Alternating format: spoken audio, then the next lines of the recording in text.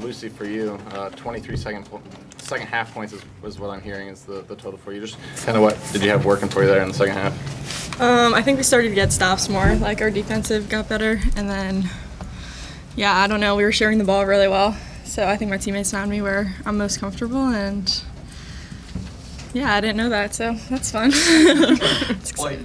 Lucy, I thought maybe you teared up a little bit watching Caitlin's jersey go up to the rafters. Can you just describe what that was like for you?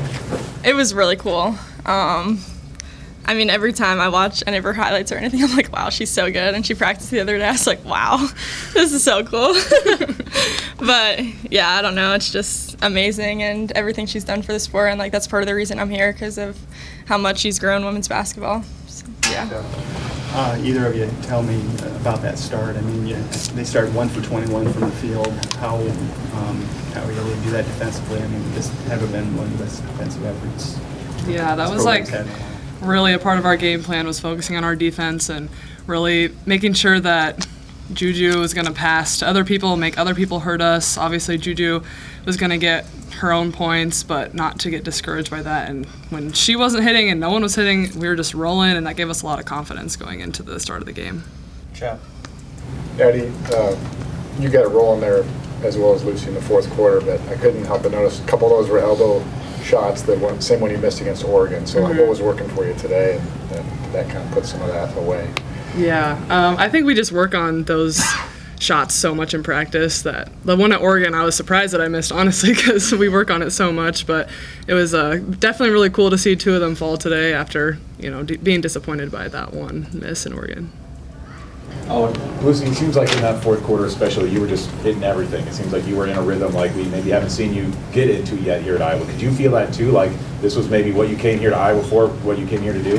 Yeah, I've been struggling just because we've been losing, and I feel like I haven't helped a lot with helping my team get the win. But I'm glad today the shots were falling. I think in practice we've all been clicking a lot better.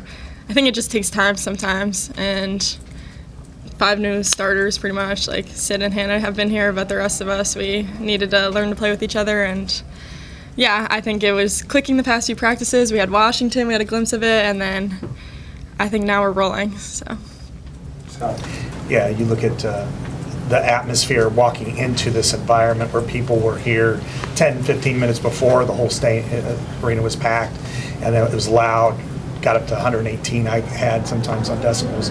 What was it like for you guys to play in this?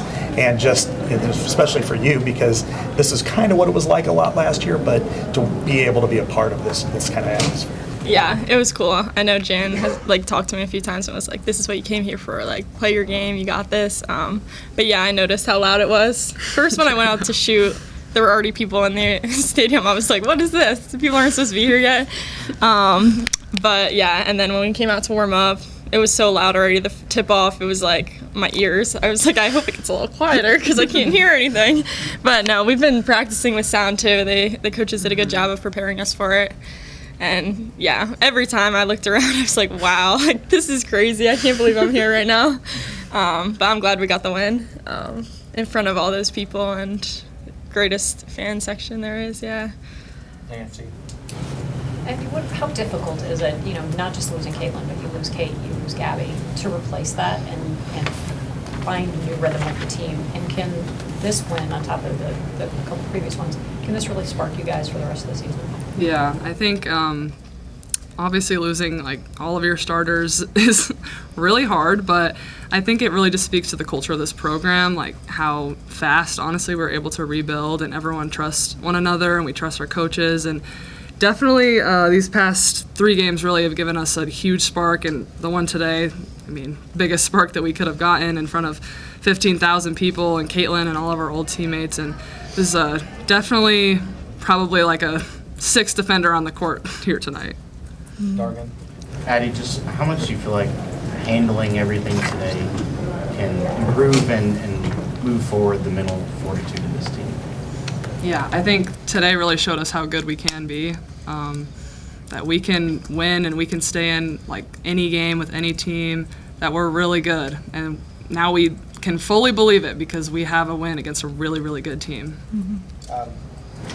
And you didn't have Hannah Stulke in the fourth quarter, and so it was a sort of a heavy day for you, especially Eddie. So I guess sort of being thrown into that position and trying to come away with a victory against a top 5 team. What was it like to sort of find yourself in that role with a lead to protect down the stretch? If I've learned anything from these 4 years, it's always be ready when your number is called.